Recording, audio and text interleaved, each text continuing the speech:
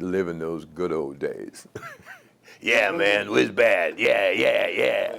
Get these Lombardi legends together. The Dallas Cowboys fans have said that if it hadn't been cold in the frozen field, the Cowboys probably could have won. Well, that's BS. And the stories stay frozen in time. Robbie hasn't changed. Willie hasn't changed. Bobo hasn't changed. Zeke hasn't changed. Bart hasn't changed.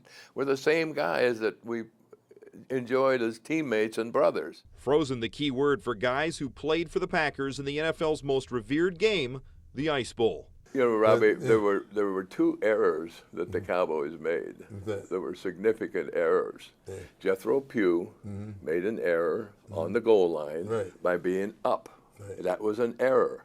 Bob Hayes made an error by coming out of the huddle with his hands in his pants when he wasn't in the pattern. Where both Jerry Kramer and Dave Robinson remember little-known facts. Nitch came off the field. He was late coming off, and he goes by our huddle. Don't let me down, guys. Don't let me down. And correct sometimes not quite accurate beliefs held about the game. There were no whistles. They couldn't blow the whistles because the saliva, the whistles froze. They couldn't blow the whistles. The story was the one official, when he took the whistle out of his mouth, ripped all the skin off his lip. So what did it? They had voice commands like, ball's ready for play, go, go, go, go, and they'd snap the ball. But the other end, when the play was over, the referee come run and stop, play's over. And, you know, I'm not trying to tell any secrets, but unless you're down the field, you know that sometimes guys get hit just a little bit after the whistle. To the echo of the whistle. Yeah. But when there's no whistle, whatsoever, a lot of guys got hit. And the referee come in. I said, stop. Oh, ref, I didn't hear you. Robinson lets us in on another secret. He insists the tundra was not always frozen. They say that the electric field didn't work. It did work.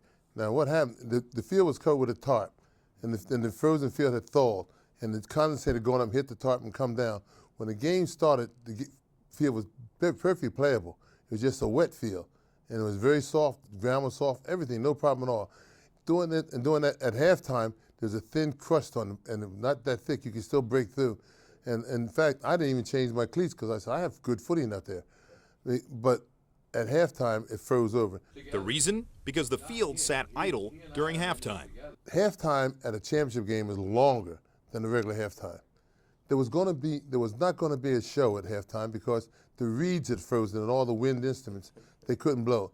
And so the field just lay idle during that long halftime with the wind blowing, and that's when it froze. We came back in the second half, it was noticeably harder. What is true? The result is one of the greatest drives in one of the greatest games in NFL history. Bart comes into the huddle and said, I started to say something. I was going to make a comment or two, and I looked in your eyes, and I looked at Forrest's eyes, and I looked in Gilly's eyes, and Ski's eyes, and all I said was, all right, let's go. And so the performance of the team in that final drive is probably one of my proudest moments as a Green Bay Packer, because we came together as a unit, and everybody on that field, everybody on our team performed at a higher level all of a sudden. And it was just a wonderful thing to be a part of and a wonderful thing to experience. And of course, we won our third consecutive title.